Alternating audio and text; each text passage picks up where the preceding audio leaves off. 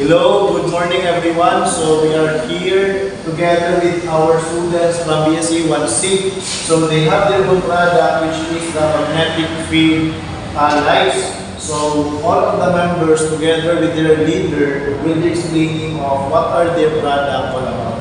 Okay? So sa among product nagamit ni tanda. So nanapon dili gamit na battery, wire o switch.